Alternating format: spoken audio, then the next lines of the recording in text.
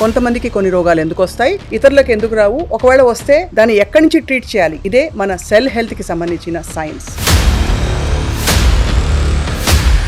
ఒంటి బరువుకి, excess fat deposits కి, body composition కి, డిసీజ్ కి దగ్గర అనుబంధం ఉందంటారా సార్? ఎన్ని జొమాటోలు, స్విగ్గీలు వచ్చిన తర్వాత ఇళ్లలో వంటలు కూడా చేసుకునే వాళ్ళు తగ్గిపోయారు. బరువు పెరుగుతారు. పెరిగిన తర్వాత నెక్స్ట్ వచ్చేది ఏంటి? డయాబెటిక్ అవుతారు. ఆ బరువు పెరిగిన తర్వాత సెల్స్ కి ఏమవుతున్న టైంలో దాంట్లో కొన్ని కణాలు తప్పు చేయటం మొదలు పెడతాయి. సో కాల్డ్ మెడిసిన్స్ వేసుకుంటాం, ఓవర్ ద కౌంటర్ ప్రిస్క్రిప్షన్ అవి, దాని వల్ల ఏమన్నా మన సెల్స్ కి డ్యామేజ్ అవుతున్నా? అసలు ఇది ఒక ఫండమెంటల్ క్వశ్చన్. అల్లోపతి అంటేనే సిమ్టమ్ ని అడ్రస్ చేయటం. మీరు గ్లూకోజ్ పెట్టారంటే పిచ్చికొక మాదిరి మొత్తం అదే లాగేసుకుంటుంది. హెల్తీ సెల్స్ కి అందనివ్వదు. అది బలంగా తయారయ్యి. ఈ బ్లాక్ సీడ్ ఆయిల్ ఏంటి సార్? ఇది బ్లాక్ సీడ్ అంటే కలోంజీ ఆయిల్. ఖురాన్లో రాసి ఉంటుంది, చావుని తప్పితే అన్నిటి నుంచి సేవ్ చేయగలిగేది ఏదంటే కలోంజీ అని. సైడ్ బెనిఫిట్స్ ఉంటాయి కానీ సైడ్ ఎఫెక్ట్లు ఉండవు. ఈ D3K2, ఈ D3 అన్నది వాట్ డస్ ఇట్ డూ? ఏం చేస్తుంది బాడీని? స్మాల్ ఇంటెస్టైన్ లో ఉన్న కాల్షియం ని అబ్జర్వ్ చేసి రక్తంలోకి తీసుకురాగల కెపాసిటీ D3కి ఉంటుంది. సో ఒక్క D3ని మనం బ్యాలెన్స్ చేయగలిగితే ఆర్థోపెడిషన్ తో పని లేదు, నెఫ్రాలజిస్ట్ తో పని లేదు, న్యూరాలజిస్ట్ తో పని లేదు, డెంటిస్ట్ తో పని లేదు, కార్డియాలజిస్ట్ తో కూడా పని లేదు. సో వాళ్ళని మీరు కంప్లీట్ గా క్యూర్ చేసి now they are living healthy happy life. 100 days maximum. ఇంకొద్ది 2 రోజులు ముందే అవుతుంది, లేకపోతే 2 రోజుల తర్వాత అవుతుంది. But they can see the symptoms from 11th day. Pain clears మనం వాడుతుంటాం, ఏదో నొప్పి వస్తే లేదు ఇంకోటి ఏదో వేసుకుంటాం. పెయిన్ కాన్సెప్ట్ ని మీరు ఎలా డీల్ చేస్తారు? మస్కోస్కెలిటల్ రిలీఫ్ కి అందరూ అల్ట్రా సెట్ అంటున్నారు, నేను అల్ట్రా సెల్ అంటాను. ఇదేనా? అది ద సేమ్ థింగ్. దాంట్లో వావిలాకు నుంచి ఎక్స్ట్రాక్ట్ చేసిన ఆయిల్, తులసి నుంచి ఎక్స్ట్రాక్ట్ చేసిన ఆయిల్, ఉసిరి నుంచి ఎక్స్ట్రాక్ట్ చేసిన ఆయిల్, కొబ్బరి నూనె, ఈ 4 కాంబినేషన్ లో క్యాప్సిల్ చేస్తే నొప్పి తగ్గుతుంది. ప్రధానంగా హెల్దీ అడల్ట్ వాళ్ళకి ఏ రోగం లేదు, వాళ్ళు సెల్ హెల్త్ క్లినిక్ వచ్చారో లేదో, బట్ మీరు నమ్మే 2-3 సూత్రాలు. 40 నిమిషాలు కనీసం ఎక్సర్సైజ్ ఉండాలి. 20 నిమిషాలు యోగాను, ప్రాణాయామాలు చేయండి. 4 లీటర్లు ఖచ్చితంగా నీరు తాగండి.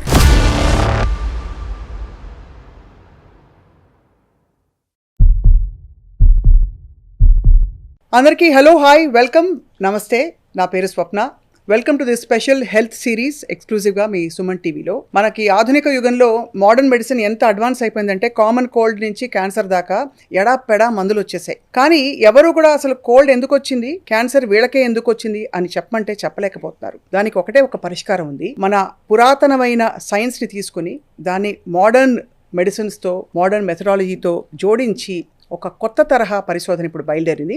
మన కణాల్లోనే మన DNA అలాగే మన హెల్త్ సీక్రెట్స్ దాగి ఉన్నాయని చెప్పి. కొంతమందికి కొన్ని రోగాలు ఎందుకు వస్తాయి, ఇతరులకు ఎందుకు రావు, ఒకవేళ వస్తే దాన్ని ఎక్కడి నుంచి ట్రీట్ చేయాలి, ఇదే మన సెల్ హెల్త్కి సంబంధించిన సైన్స్. అండ్ దీని గురించి ఒక సిరీస్ మీకు ప్రజెంట్ చేయబోతున్నాం. We are really proud to do this. And మనతో పాటు సెల్ హెల్త్ గురించి అలాగే ఆరోగ్యపరమైన విషయాలు బోల్డ్ అని చెప్పడానికి మన ఎక్స్పర్ట్ డాక్టర్ చింతా రవికుమార్ గారు ఉన్నారు. He is an naturopathy expert and అలాగే వారు వైద్య వృత్తిలో ఎంతో మందికి రకరకాల టెర్మినల్ ఇల్నెసెస్ నుంచి కూడా విముక్తి ప్రసాదించారనమాట. All about cell health in today's episode. Sir నమస్కారం, వెల్కమ్ టు సుమన్ టీవీ. బాగున్నాను సార్. బాగున్నానంటే ఏమిటో తెలియదు ఈ మధ్య ఇవాళ రోజుల్లో. సో కానీ మోర్ ఆర్ లెస్ రోగం లేకపోతే బాగున్నాం అని అనుకుంటాం. మీరేమంటారు సార్? రోగం మీరు ఇందాక చెప్పినప్పుడు కాఫ్ టు క్యాన్సర్ అన్నారు. వేల రకాల జబ్బులు ఉండవు, ఉన్నది ఒకటే జబ్బు. ఓహో. కణం తప్పు చేయటం. Mall functioning of cell is the reason for any infection in the body. ఇప్పుడు స్వప్న అనే మీరు 25 లక్షల కోట్ల కణాలతో తయారయ్యారు. ప్రతి కణం 90% కణాలు ఒక్క రోజు నుంచి 120 రోజులే బ్రతికేది. కొత్తగా పుడతానే ఉంటాయి. సెల్ డివిజన్ జరుగుతూనే ఉంటుంది, అది నిరంతర ప్రక్రియ. దేని పని దానికి అప్పచెప్పబడింది. DNA ఏ సెల్ ఏం చేయాలని. కొన్ని సెల్స్ లంగ్స్ అవుతాయి, కొన్ని సెల్స్ లివర్ అవుతాయి. కొత్తగా వచ్చిన కణం చేయాల్సింది చేయకుండా రివర్స్ లో పనిచేస్తే జబ్బు వస్తుంది. ఓహో, అన్ని జబ్బులకి ఇదే అంటారు. అయితే కిడ్నీ కణాలు తప్పు చేస్తుంటే కిడ్నీ జబ్బు అని పెడుతున్నారు. లివర్ కణాలు తప్పు చేస్తుంటే ఏదైనా కణమే కదా. కరెక్ట్, అవును. అందుకే పాత రోజుల్లో కూడా లంగ్ కణం అనేవారు. అక్కడ కూడా కణాన్నే ఉద్దేశించేవారు వాళ్ళు కూడా. ఇప్పుడు కూడా కణం తప్పు చేయకుండా ఉండాలంటే ఏం చేయాలి, అదే బేసిక్ గా దాన్ని బేస్ చేసుకుని మేము ఈ సెల్ హెల్త్ క్లినిక్ ని పేరు కూడా అదే పెట్టడం జరిగింది. అంటే ఇది ముందున్న సైన్సా సార్? ఉన్న సైన్స్ ని మీరు కనుగొన్నారా? కొత్తగా ఏం కనుక్కోలేదు. లంకణంతో మొదలు పెట్టాను. ఒకప్పుడు పెరుగులో మెంతులు వేసుకోండి మోషన్స్ ఆగిపోతాయి అనేవారు. కరెక్ట్. ఇప్పుడు మనం కొత్తగా ఫెనుగ్రీక్ అని ఒక సప్లిమెంట్ తీసుకురావటం, ఇంకా మోడర్న్ గా గివ్ మీ వన్ ఫెనుయార్ ఇట్లా అయిపోయింది. కానీ విధానం అయితే అప్పుడిదే. అన్నీ కూడా పాత విధానాలని మళ్ళీ గుర్తు చేయటమే మా ప్రయత్నం. కానీ కొత్తగా ఏ సైన్స్ పుట్టలేదు. ఇప్పుడు ఋషుల దగ్గర కాలం నుంచి ఉన్న ఆయుర్వేదం అనేది పుట్టింది మన భారతదేశంలో అనేది గర్వంగా చెప్పుకోగలం. సున్నాను కనిపెట్టింది మనం అయితే ఆయుర్వేదం కూడా మనదే. కానీ ఇవాళ ఉన్న ఆయుర్వేదం అప్పటి ఆయుర్వేదం మధ్యలో వ్యత్యాసం ఉంటుంది. ఎందుకంటే మూలికల న్యూట్రిషన్ అప్పటిలాగా ఇప్పుడు ఉండదు కాబట్టి పురుగు మందులతో స్నానం చేయించిన. సరే, ఈ మందులు బాధేయడం అనేది ఒకటి ఏదైతే మనం సోకాల్డ్ మెడిసిన్స్ వేసుకుంటాం ఓవర్ ద కౌంటర్ ప్రిస్క్రిప్షన్వి, అవి దానివల్ల ఏమన్నా మన సెల్స్కి డ్యామేజ్ అవుతుందా? అసలు ఇది ఒక ఫండమెంటల్ క్వశ్చన్. అల్లోపతి అంటేనే సిమ్టమ్ని అడ్రస్ చేయటం, రూట్ కాజ్ని అడ్రస్ చేయరు. మీకు అందరికి కూడా ఇవాళ అదే కావాలి, అర్జెంటుగా నొప్పి తగ్గిపోవాలి, వెళ్ళి పని చేసుకోవాలి, సంపాదించుకోవాలి, కుటుంబాన్ని చూసుకోవాలి. అంతేగాని దాని మూలాల్లోకి వెళ్ళే అంత సమయం మీకు ఇవాళ జనరేషన్కి ఉండట్లేదు. బట్ అల్లోపతినే ఎందుకు ఆశ్రయిస్తున్నారు? అంతకుముందు జిల్లాకు ఒక గవర్నమెంట్ హాస్పిటల్ ఉండేది, ఇప్పుడు రోడ్డుకి ఒక 100 హాస్పిటల్స్ వచ్చేసినాయి, కానీ జబ్బులు తగ్గట్లేదు. Correct. Because allopathy is basically symptom addressing mechanism. Emergency వస్తే మళ్ళీ అల్లోపతి తప్పితే ఇంకెవరు లేరు, దేవుళ్ళే వాళ్ళు. సర్జరీ చేయాలంటే వాళ్ళే చేయాలి, ఆక్సిజన్ పెట్టాలన్నా ఎటువంటి ఎమర్జెన్సీ అయినా ఆ మెకానిజం అల్లోపతినే ఫాలో అవ్వాలి. కానీ మేము ఇక్కడ రూట్ కాజ్ని అడ్రస్ చేస్తాం. రూట్ కాజ్ని అడ్రస్ చేసే క్రమంలో వాళ్ళని ఎలా మీరు డయాగ్నోస్ చేసి, అందరికీ ఇన్స్టెంట్ పరిష్కారాలు కావాలి మీరు అన్నట్టు, దాని ప్రాసెస్ అంతా కూడా మెథడాలజీ సెల్ లెవెల్ నుంచి ట్రీట్ చేసుకుంటూ ఆ రోగాన్ని తరిమేయడం అంత ఈజీయా సార్? చాలా ఈజీ. సెల్యులార్ లెవెల్లో శరీరం అంటేనే సెల్స్. సెల్ తప్పు చేయకూడదు అన్నాను. ఎందుకు తప్పు చేస్తుంది అనేది కూడా మనం డయాగ్నోస్ చేయాలి. రెండే కారణాలు: అందవలసిన పోషక పదార్థాలు అందకపోవటం, అందకూడని విష పదార్థాలు మీరు అందటం, deficiency and toxicity. So first thing you have to do is detox the body. అంతే కదా. Then address the deficiency, balance the deficiency and keep the malfunctioning cell on starving. వాటిని పస్తు పెట్టండి. వాటికి కావాల్సిన ఆహారం ఇవ్వకుండా వాటిని పస్తు పెడితే వాటి ఇమ్యూనిటీ పడిపోయి 100 నుంచి 120 రోజులుగా 90% సెల్స్ బతికేది. ఆ 100 రోజులు వాటిని పస్తు పెట్టి చంపటం, మనం చంపక్కర్లు అవే చేస్తాయి. ఎవ్రీ సెల్ 90% సెల్స్కి ఆయుష్ రాసి ఉంటుంది. ఒక్క రోజు నుంచి 120 రోజులే బతికేది. ఇప్పుడు మనం మాట్లాడుకుంటుంటే 1 కోటి సెల్స్ పుట్టుంటాయి, 1 కోటి సెల్స్ చచ్చిపోయి ఉంటాయి కూడా. సో ప్రతి క్షణం అలా రీజనరేషన్ జరుగుతూ ఉంటుంది బాడీలో. ఎస్ అమ్మా, సెల్ డివిజన్ జరుగుతూనే ఉంటుంది, కొత్తవి వస్తూ ఉంటాయి. That's cycle. ఇంత అద్భుతమైన మెకానిజం మన శరీరానికి మించిన అద్భుతం మెకానిజం లేదు. కానీ అందరూ మర్చిపోయేది ఏంటి? సైకిల్ కొంటే సర్వీసింగ్ ఇస్తారు. ఇంత పెద్ద వాహనానికి సర్వీసింగ్ అవసరం అనే చిన్న విషయం మర్చిపోతారు. 6 నెలలకు ఒకసారి ఒక 20 రోజులు 21 రోజులు బండి సర్వీసింగ్ ఇవ్వండి అనేది నా నినాదం అసలు బేసిక్. ఈ సర్వీసింగ్, శరీరానికి సర్వీసింగ్ అంటే ఏంటి సార్? చాలా మంది ఇప్పుడు కొత్తగా వెళ్ళి అమాంతం వెళ్ళి 2-3 రోజులు ఏదో కేరళ వర్క్షాప్ లో వెళ్ళి అన్ని రాయించుకుని పూయించుకుని గంజి తాగేసి 2 పూటలు మళ్ళీ బ్యాక్ టు స్క్వేర్ వన్. లేకపోతే కొంతమంది వెళ్ళి ఇంకేదో చేస్తారు, అలా రకరకాలు ఇంటర్మీడియట్ ఫాస్టింగ్ అంటారు, ఓమాడ్ 1 మీల్ a day అంటారు. సో వీటన్నిటిలో ఉత్తమం ఏది అని చెప్పడం సాధ్యమా? సర్వీసింగ్ కి రకరకాల మార్గాలు ఎంచుకోవచ్చు. సర్వీసింగ్ అంటే నేను ఇందాక చెప్పింది డీటాక్స్ అవ్వాలి, బాడీ డీటాక్స్ అవ్వాలి. డెఫిషియన్సీ ఏదైతే ఉందో దాన్ని బ్యాలెన్స్ చేయాలి. ఇప్పుడు ఇంటర్మీడియట్ ఫాస్టింగ్ అన్నారు. Basic fuel to any cell మన ఎనాటమీలో మొదటి సంవత్సరం నేర్పించేది glucose. But healthy cells glucose పెట్టినా, ఫైబర్ పెట్టినా, ఫ్యాట్ పెట్టినా, ప్రోటీన్ పెట్టినా, ఏది పెట్టినా అది తినేసి వాటి పని చేసుకుంటే టైం వచ్చినప్పుడు చనిపోతాయి, కొత్తవి వస్తూ ఉంటాయి. బట్ మాల్ ఫంక్షనింగ్ సెల్స్కి 90% ఫ్యూయల్ గ్లూకోజే. మీరు గ్లూకోజ్ పెట్టారంటే పిచ్చికొక మాదిరి మొత్తం అదే లాగేసుకుంటుంది, హెల్దీ సెల్స్కి అందనివ్వదు. అది బలంగా తయారయ్యి ఇంకా చెడగొడతాం. సో 2 రకాల చెడు చేస్తుంది అన్హెల్దీ సెల్స్ అన్నవి. ఎస్, ఓకే, ఆ తీవ్రతను పెరుగుతుంది. సో ఇప్పుడు మన విధానంలో గ్లూకోజ్ ఆహారంలో ఉండకుండా చూస్తే వాటి ఇమ్యూనిటీ పడిపోతే, అప్పుడు మీరు అన్నట్టు కాఫ్ టు క్యాన్సర్ ఎటువంటి అనారోగ్యమైన కణం తప్పు చేయటమే. కాబట్టి ఆ కణానికి అందాల్సిన ఇంధనం అందనివ్వకుండా ఆపటం ఎలా అనేది సెల్ హెల్త్ విధానం. సో సంపూర్ణ లంకణమా, లేక కార్బోహైడ్రేట్స్ గ్లూకోజ్ తొందరగా పైకి వెళ్లే ఫుడ్స్ ని మాత్రం ఎలిమినేట్ చేయడమా? మీ మెథడాలజీ ఎలా ఉంటుంది? గ్లూకోజ్ అంటే డైరెక్ట్ గా స్వీట్స్, షుగర్స్ డైరెక్ట్ గానే గ్లూకోజ్. బట్ కార్బోహైడ్రేట్స్ కూడా కన్వర్ట్ అయ్యేది గ్లూకోజ్ కిందే కదా. అవును. అల్ట్రా లో కార్బ్, టోటల్ గా కార్బోహైడ్రేట్ ఇన్హిబిట్ చేయడం ఎవరి వలన కాదు. కూరగాయల్లో కూడా ఉంటుంది. నాట్ మోర్ దాన్ 10% కార్బోహైడ్రేట్ ఉండేలా చూసుకుంటూ ఒక విధానం. అది చేయలేము అన్న వాళ్ళకి ఆటోఫేజీ.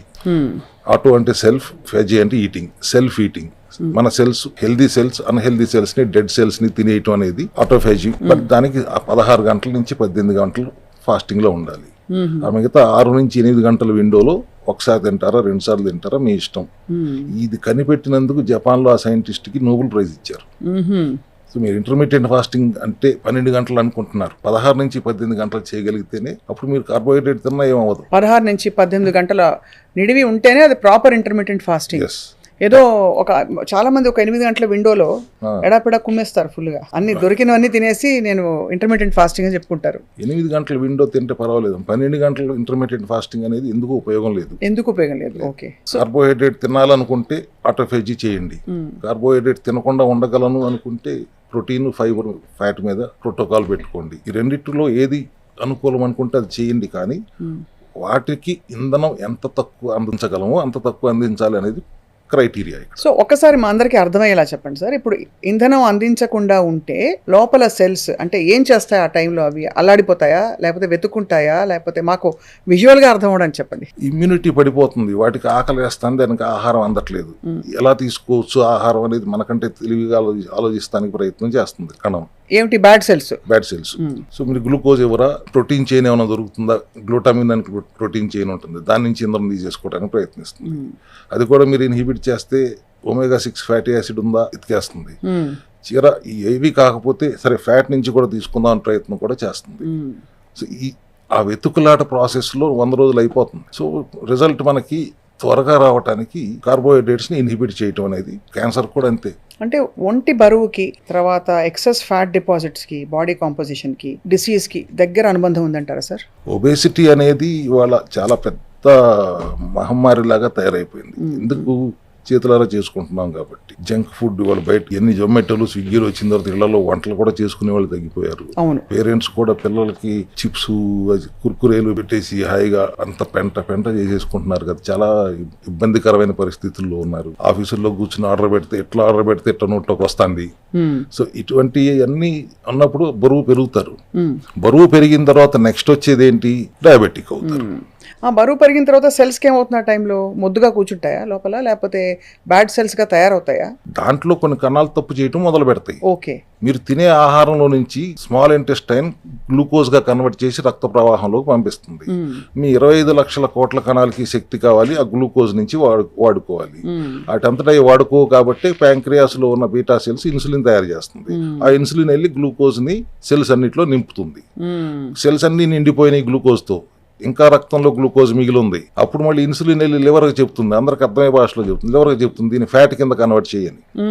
అది ఫ్యాట్ కింద, ట్రైగ్లిజరైడ్స్ కింద కన్వర్ట్ చేస్తుంది. 50 రూపాయల నోటు కాదు, 500 రూపాయల నోటు కింద కన్వర్ట్ చేసి ఎడిపోస్ టిష్యూస్ అని ఉంటాయి బాడీలో, ఆ ఫ్యాట్ సంచులు, ఆ సంచులన్నింటినీ నింపుతుంది.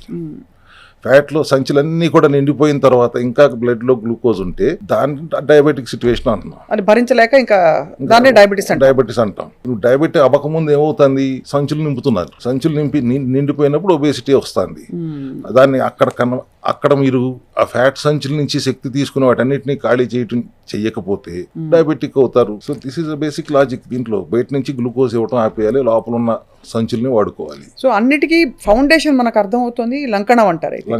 లంకణం పరమౌషధం అని పెద్దలు ఊరికే అనలేదు. అవునమ్మా, అది మాత్రం అదే లంకణం చేస్తూ ఒకసారి తింటారా 2 సార్లు తింటారా అనేది పరిస్థితిని బట్టి, ఆ మనిషి మెటబాలిజంని బట్టి మనం సూచిస్తాం జరుగుతూ ఉంటుంది. సో తద్వారా ఇది చాలా ఫస్ట్ టైం ఇలా సెల్స్ వాటంతట అవే బ్యాడ్ సెల్స్ ఇంకా నిర్వీర్యం అయిపోయి క్షీణించిపోతాయి. ఆ సెల్ రీజనరేషన్ లో కొత్త సెల్స్ మంచిగా పుట్టుకొస్తాయి అన్నది అంతే కాన్సెప్ట్. అప్పుడు డిసీజ్ ఆటోమేటిక్ గా ఎలిమినేట్ అయిపోతుంది. ఆ disease cells, mall functioning cells చనిపోతాయి, చెడగొట్టలేక చనిపోతాయి. వదిలేస్తే అన్నిటిని చెడగొడుతూ చనిపోతాయి. రైట్. చెడిపోయిన కణాలు మళ్ళీ అదే పని చేస్తూ ఉంటాయి. సో చెడగొట్టనివ్వకుండా ఆపాలి అంటే వాటికి ఆహారం అందకుండా హెల్దీ సెల్స్ ఇమ్యూనిటీ పెంచేలాగా ఆహార విధానం ఉండాలి అనేది సెల్ హెల్త్ విధానం. సరే, ఇప్పుడు ఈ మధ్య ఇన్ఫ్లమేషన్ అనే పదం ఊత పదంలా వాడేస్తున్నారు అందరూ. మీ దృష్టిలో as a naturopathy doctor inflammation నిజమైనదా లేక మన భ్రమ? అసలు ఇన్ఫ్లమేషన్ అంటే ఏం జరుగుతుంది బాడీలో అనుకోవాలి? ఇవాళ ఇమ్యూనిటీ ఎంత స్ట్రాంగ్గా ఉంటే అంత తక్కువ ఇన్ఫ్లమేషన్ వస్తుంది. వాళ్ళ ఇమ్యూనిటీ ఎంత స్ట్రాంగ్ ఎక్కడ ఉంటుంది? 3 సంవత్సరాల పిల్లల దగ్గర నుంచి హాస్పిటల్కి వెళ్తున్నారు కదా, కళ్ళజోళ్ళు పెట్టేసుకుంటున్నారు కదా. ఒకప్పుడు 50 సంవత్సరాలు వచ్చేదాకా హాస్పిటల్ మొహం చూసేవాళ్ళం కాదు, ఇవాళ 5 సంవత్సరాల నుంచి హాస్పిటల్కి వెళ్తున్నారు. ఎందుకంటే ఇమ్యూనిటీ ఉండట్లేదు. వైరల్ డిసీజెస్ సీజనల్గా వచ్చాయి, ఇప్పుడు కంటిన్యూస్గా వస్తున్నాయి. ఎందుకంటే మనిషిలో ఇమ్యూనిటీ ఉండట్లేదు. ఇమ్యూనిటీ ఎప్పుడైతే పడిపోతుందో ఇన్ఫెక్షన్స్ వస్తాయి. ఇన్ఫ్లమేషన్ అంటే ఏంటి? Lots of infection in the body. అంతే. దానికి మీరు ఇందాక ఏం పరీక్షలు చేయించుకోవాలి? అంతే కదా, ఏం పరీక్షలు చేయించుకోవాలనే ఒక డౌట్ ఉంటుంది. అంటే మామూలుగా ఏదో సిబిపి చేయించుకుంటే వైరల్ మార్కర్స్ కనిపిస్తాయి. కొన్ని పర్టికులర్ జ్వరంగా వస్తే అది ఇంకొక ఇది. కానీ ఏ సిమ్టమ్స్ లేకుండా నాకు ఇన్ఫ్లమేషన్ ఉందని విద్యాబాలన్ గారు చెప్పారు ఫర్ ఎగ్జాంపుల్. బాడీలో ఇన్ఫ్లమేషన్ ఉంది, యాంటీ ఇన్ఫ్లమేటరీ డయట్ ఎప్పుడైతే నేను మొదలు పెట్టానో అప్పటి నుంచి నాకు ఇది తగ్గిపోయింది మొత్తం అంతా అని చెప్పింది. ఇన్ఫ్లమేషన్కి ఈఎస్ఆర్ సిఆర్పిఓ చేయించుకుంటున్నారు. ఇన్ని పరీక్షలు ఎన్ని వచ్చినాయి, 1000 టెస్టులు వచ్చేసినాయి కదా. అవును. అసలు ఇవన్నీ అవసరమా? ఇది ఒక పెద్ద మాఫియా కాదా? ఒకప్పుడు 4 బయట పెట్టమనేవారు, కళ్ళు చూసేవారు, గోర్లు చూసేవారు, నాడి చూసేవారు, అంతే కదా. ఏ టెస్టులు ఉండేవి కాదు కదా, డయాగ్నోస్ అయ్యేదిగా.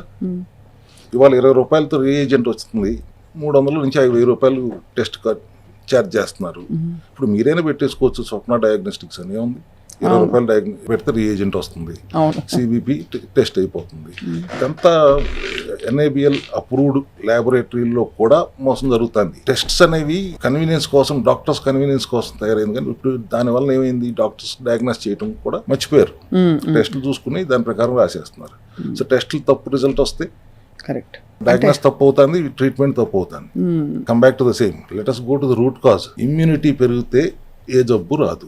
ఇమ్యూనిటీ పెరగటం అనేది జరగట్లేదు. లేదు, ఇమ్యూనిటీ ప్రొటెక్ట్ చేయాల్సిన ఇమ్యూనిటీ హెల్దీ సెల్స్ మీద దాడి చేయటం వల్ల ఆటో ఇమ్యూన్ డిసీజెస్ వస్తున్నాయి. ఇప్పుడు type 1 డయాబెటీస్ నుంచి, సోరియాసిస్ దగ్గర నుంచి, క్రాన్స్, మయాసైటిస్, లూపస్, ఇవన్నీ కూడా auto immune diseases. Auto immune diseases లో సెల్స్ ఏం చేస్తున్నాయి, వాటి మీద అవే దాడి చేస్తున్నాయి. ఎందుకు వస్తుంది ఆ మెసేజ్ సిగ్నల్? దానికి 70% ఆఫ్ ది ఇమ్యూనిటీ గట్ లో ఉంటుంది. గట్ ఒక రకంగా చెప్పాలంటే ఇమ్యూనిటీకి ట్రైనింగ్ ఇస్తుంది, ఏమి రానివ్వచ్చు, ఏమి రానివ్వకూడదు అని.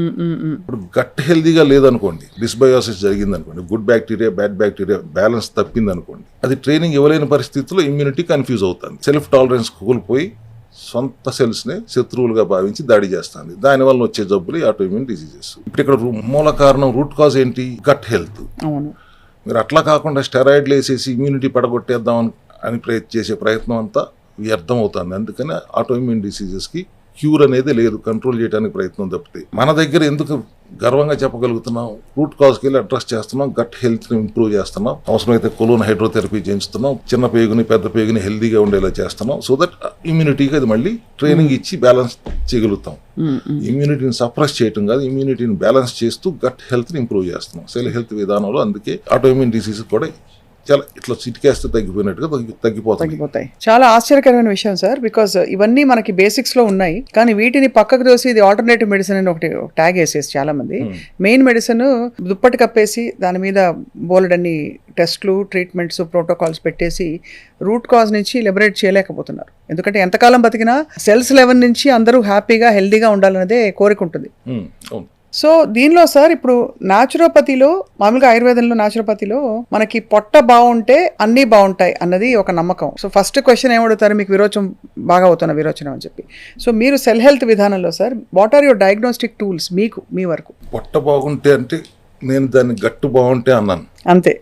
అదే నేను కొత్తగా కనిపెట్టింది కాదు, మీరు ఎప్పటి నుంచో అందరూ అడిగేదే పొట్ట బాగుండాలి. Gut health is first top priority. Diagnose చేయటం ఏంటంటే మేము నాడి చూసుకుని చేస్తాము. పాత విధానాల మీద మేము ఎక్కువ ఆధారపడతాం. అంటే టెస్టులు చేయించమని కాదు, కొన్ని టెస్టులు చాలా ఉపయోగపడుతున్నాయి. అడ్వాన్స్డ్గా వచ్చిందని మనం వాడుకోవటం తప్పులేదు, కానీ దాన్ని మిస్యూజ్ చేస్తున్నారనే ఆవేదన మాత్రం నాకు ఉంటుంది ప్రస్తుతం.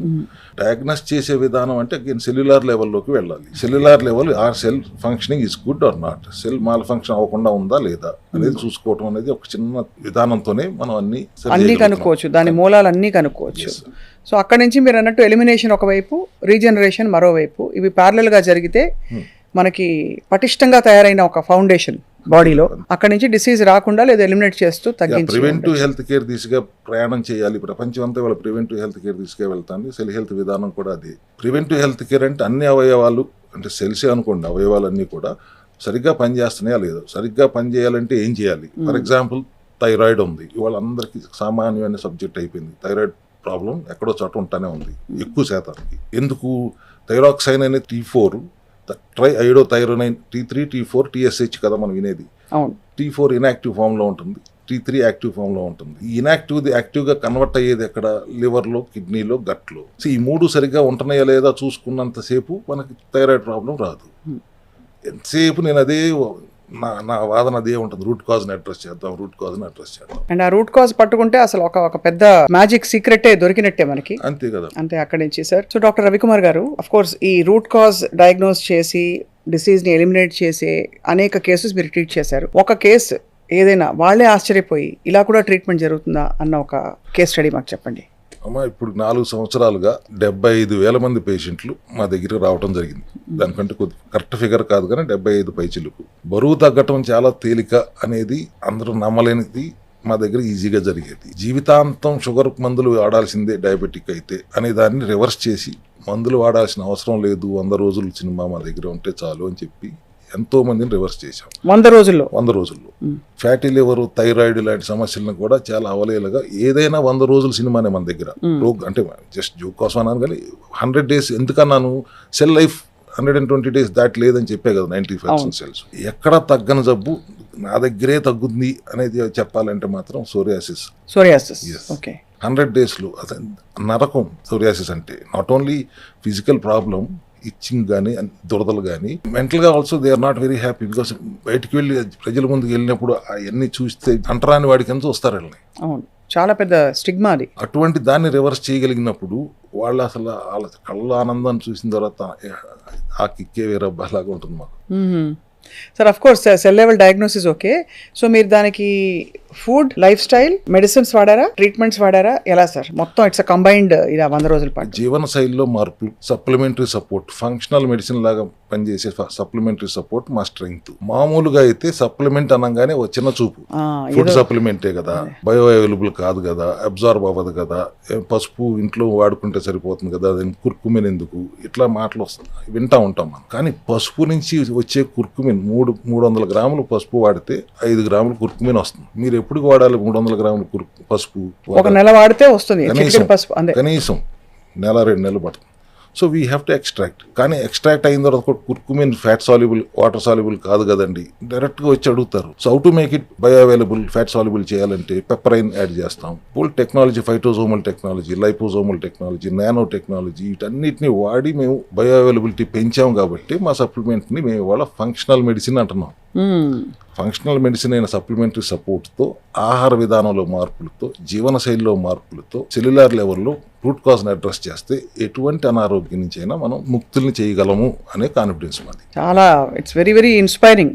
ఎందుకంటే సార్ మీరు చెప్పారు ఆ సోరియాసిస్ వచ్చిన వాళ్ళు ఎంత మదన పడిపోయి ఉంటారండి. మామూలు మెంటల్ టార్చర్ కాదమ్మా వాళ్ళకి.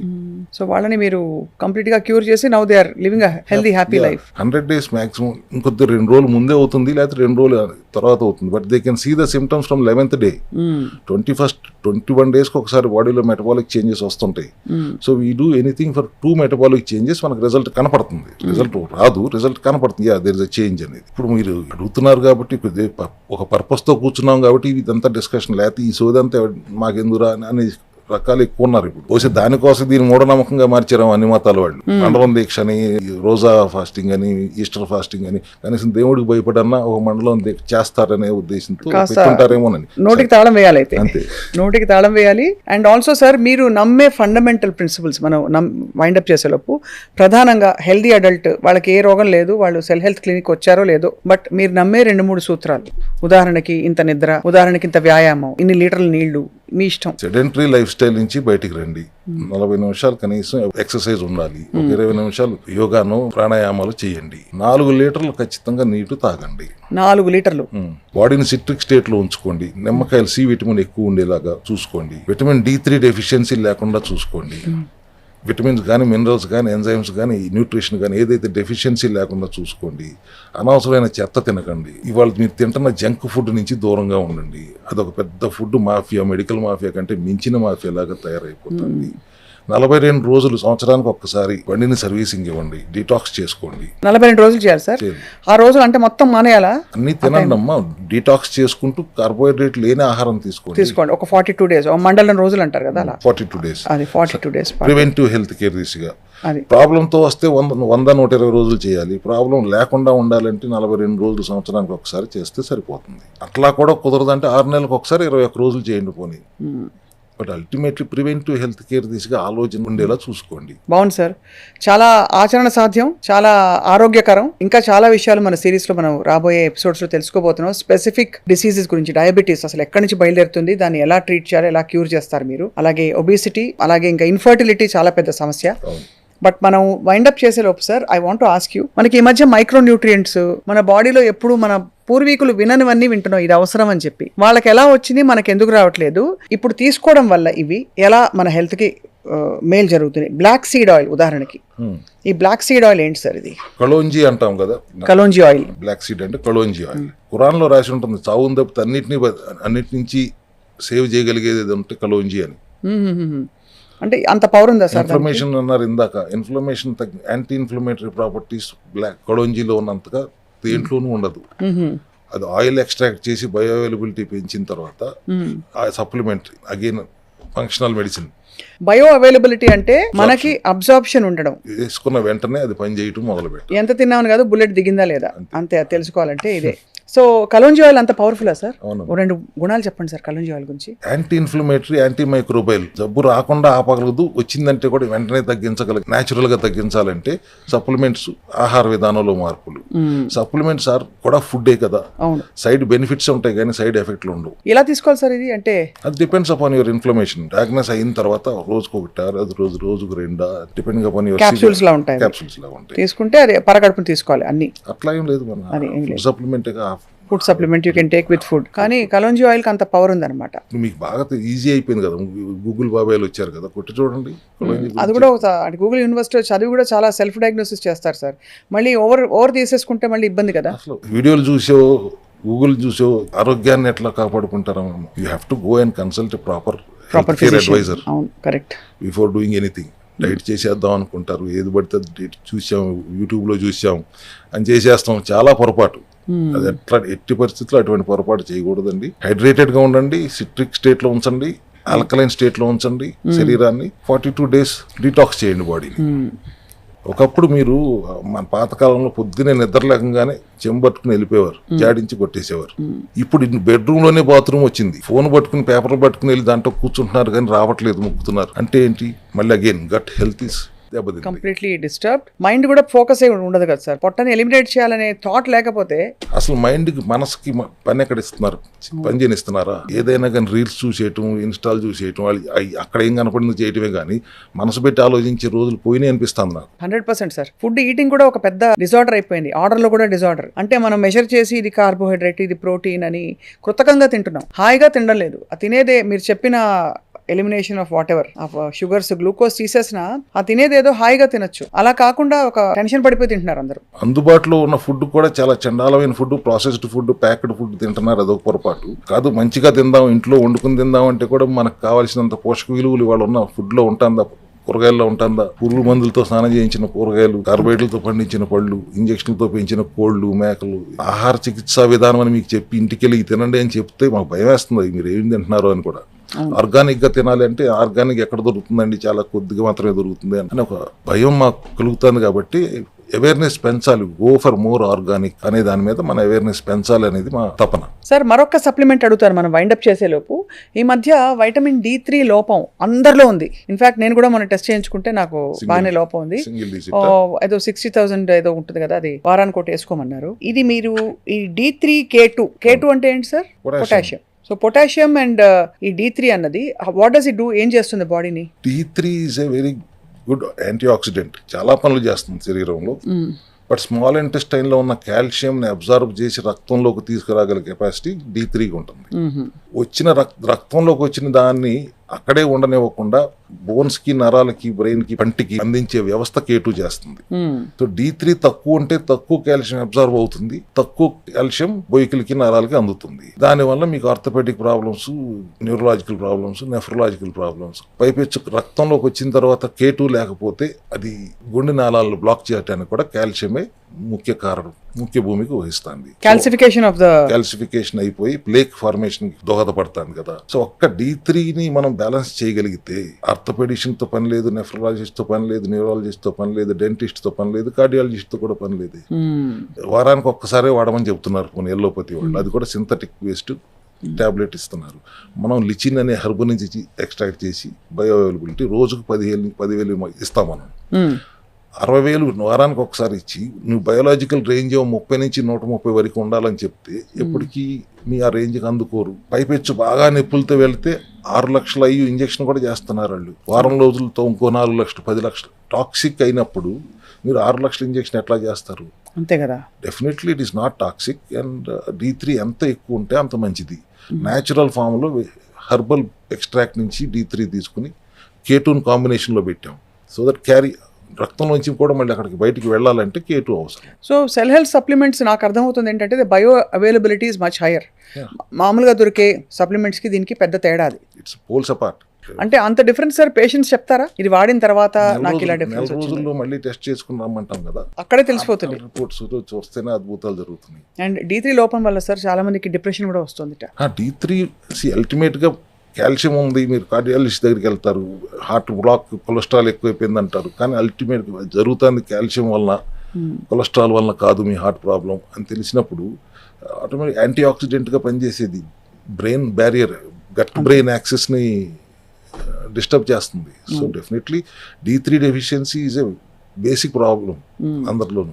ఒకప్పుడు ఉండేది కాదు, కష్టపడి పని చేసేవారు, ఆడవాళ్ళతో సహా మగవాళ్ళు పొలాలు వెళ్ళి పని నేర్చుకునేవారు, ఎండలో ఉండేవారు, ఎండలో పని చేసేవారు, శ్రమ చెమట పట్టేలా పని చేసేవారు. అందుకని అప్పట్లో ఉండేది కాదు. ఇప్పుడు KVR పార్క్లో చెట్ల కింద రౌండ్ వేసేస్తే D3 రాదు కదా. తప్పనిసరిగా సప్లిమెంటరీ సపోర్ట్ అవసరం ఉంటుంది. మధ్యాహ్నం పూట డాబా మీదకి వెళ్ళి 10 నిమిషాలు కూర్చున్నా కూడా సరిపోదు కదా సార్. టైమింగ్ కూడా మధ్యాహ్నం అల్ట్రా వైలెట్ రేస్ ఎక్స్పోజ్ అవ్వకూడదు, మరి అదొక ప్రాబ్లం. అదే మెండప్ మంది వేస్తే మోకాలు నొప్పి వచ్చినట్టు ఇంకో ప్రాబ్లం వస్తుంది దాంతో. అది కాబట్టి ఇవన్నీ ప్రాపర్ గా సైంటిఫిక్ అండర్స్టాండింగ్ తో తీసుకోవడం చాలా అవసరం. D3 K2 how to and K2 కూడా దాంతో కూడా ఉండడం అనేది ఆ కాంబినేషన్ ఎవరు హెల్త్ లో మాత్రమే దొరుకుతుంది. ఎందుకంటే అగైన్ రూట్ కాజ్ కాల్షియం రక్తంలోకి రావటం ఇంపార్టెంట్. వచ్చింది బోన్స్ లోకి వెళ్ళాల్సింది, చేయాల్సిన పని ఎవరు చేస్తారు? K2 చేస్తుంది. అవును సార్. అందుకని రెండింటిని కాంబినేషన్ పెడితే రిజల్ట్ ఫాస్ట్ గా ఉంటుంది. సార్ పెయిన్ కిల్లర్స్ గురించి ఒకసారి మాట్లాడదాం బిఫోర్ వి వైండ్ అప్. అల్ట్రాసెట్లు రకరకాల పెయిన్ కిల్లర్స్ మనం వాడుతూ ఉంటాం. ఏదో నొప్పి వస్తే లేదు ఇంకోటి ఏదో వేసుకుంటాం.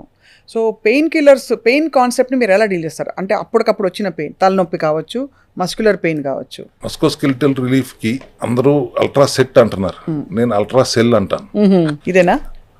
అది ద సేమ్ థింగ్. దాంట్లో వావిలాకు నుంచి ఎక్స్ట్రాక్ట్ చేసిన ఆయిల్, తులసి నుంచి ఎక్స్ట్రాక్ట్ చేసిన ఆయిల్, ఉసిరి నుంచి ఎక్స్ట్రాక్ట్ చేసిన ఆయిల్, కొబ్బరి నూనె, ఈ 4 కాంబినేషన్ లో క్యాప్సిల్ చేస్తే నొప్పి తగ్గుతుంది. తగ్గిపోతుంది వెంటనే అంటే అరగంటలో తగ్గుతుంది.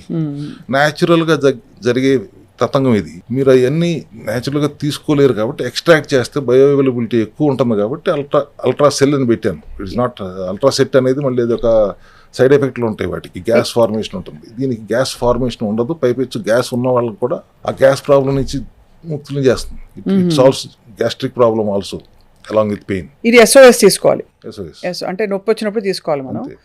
లేకపోతే మీరు అన్నట్టు ఆ మిగతా పెయిన్ కిల్లర్స్తో ఒక పెద్ద బెడదేవాడు. ఇప్పుడు డాక్టర్లే చెప్పేస్తారు, అలోపతి డాక్టర్లు, కిడ్నీని వాయించి అవతల పెడుతుంది ఎక్కువ తీసుకుంటే అని చెప్పి. స్టెరాయిడ్లు కదమ్మా, మార్ఫిన్ లాంటివన్నీ ఇట్స్ వెరీ బిగ్ సైడ్ ఎఫెక్ట్లు వస్తాయి. కిడ్నీలు ఒకసారి కిడ్నీ దెబ్బతిన్న తర్వాత కిడ్నీని సరి చేయటం 99% నాట్ పాసిబుల్. అదే మిగతా ఏ ఆర్గన్ అయినా మనం సరి చేయొచ్చు, కానీ కిడ్నీని సరి చేయడం చాలా చాలా కష్టం. అక్కడ దాకా వెళ్ళొద్దు అండి. చాలా ఐ థింక్ 2-3 విషయాలు కోరగా వాళ్ళు తెలుసుకున్నాం. ఏంటంటే సార్, ఒకటి లంకణం పరమౌషధం, దానికి ఒక విధి విధానం ఉంటుంది, దాని ప్రకారం చేసుకోవాలి. ఇష్టం వచ్చినట్టు ఏదో మాడితే అది పనిచేస్తుంది అనుకోవడం తప్పు. రెండోది సప్లిమెంట్స్ ని చిన్న చూపు చూడకూడదు. సప్లిమెంట్స్ చాలా అవసరం బాడీకి. ఇవాళ రోజుల్లో అయితే మరీ అవసరం. ఆ సప్లిమెంట్స్ ఎక్కడి నుంచి వస్తున్నాయి, ఆ సోర్స్ ఎంతకంటే ఇంపార్టెంట్. ఎందుకంటే ఆ సోర్స్ ని బట్టే మనకి బాడీలో అబ్జర్వ్ అవుతుందా లేదా మనకు అర్థమవుతుంది. అండ్ అఫ్ కోర్స్ ఎట్లాంటి క్రానిక్ అండ్ టెర్మినల్ ఇల్నెస్ అయినా కూడా మొదలయ్యేది సెల్ లెవెల్లోనే. కాబట్టి అక్కడ మాస్టర్ కీ పట్టుకుంటే మిగతావన్నీ గాడిలో పడిపోతాయి. ఫైనల్ గా నేను చెప్పదలుచుకుంది ఏంటంటే 3 లీటర్ల నుంచి 4 లీటర్ నీళ్లు ఖచ్చితంగా తాగండి. హైడ్రేటెడ్ గా ఉంచండి. ఎందుకంటే మీరు చూస్తాను, కంటితో చూడటానికి శరీరం 1 లీటర్ నీళ్లు ఖర్చు పెడుతుంది ప్రతిరోజు. మీరు గాలి పీల్చుకోవడానికి ఇన్హేల్ అండ్ ఎక్సేల్ 1 లీటర్ ఖర్చు పెడుతుంది. మీరు మాట్లాడటానికి సెలైవా కోసం 1 లీటర్ ఖర్చు పెడుతుంది. మీ ఫిజికల్ యాక్టివిటీ కోసం 1 లీటర్ ఖర్చు పెడుతుంది. రోజుకు 4 లీటర్ నీళ్లు శరీరం ఖర్చు పెడుతుంది మీకోసం. దానికి వెనక్కి ఇచ్చేయాల్సిన బాధ్యత మనకు లేదా? 100% ఉంది సార్. ఎన్ని రోజులు ఖర్చు పెడుతుంది, తర్వాత డిహైడ్రేట్ అవుతుంది, తర్వాత జబ్బులు వస్తాయి. ఒక 3 లీటర్లు 4 లీటర్లు నీళ్లు తాగుతానికి ఏంటి ఇబ్బంది మీకు? అంటే దీని మీద 2 చాలు, మినరల్స్ పోతాయి, రకరకాల అవి చలామణి అయిపోయి. రెండోది బద్ధకం, మూడోది ప్రాపర్ గా అవైలబిలిటీ ఉండకపోవడం, దాని ఇంపార్టెన్స్ తెలియకపోవడం. Maybe I will add diluted butter milk in that 4 liters. అంతే, అంతకంటే కొబ్బరి నీళ్ళు ఓకే. కొబ్బరి నీళ్ళు డైట్ లో ఉంటే వద్దు, గ్లూకోజ్ ఉంది దాంట్లో కూడా. దానిలో కూడా గ్లూకో ఇవన్నీ ఉన్నాయి, చిట్కాలు తెలుసుకోవాలి sir. We have a long series of conversations రాబోయే రోజుల్లో. బట్ ఇవాళకి సార్ చాలా విషయాలు చెప్పారు డాక్టర్ రవికుమార్ గారు. Thank you so much sir. మళ్ళీ కలుద్దాం. థ్యాంక్ యూ అమ్మా. నమస్తే అండి. Thank you.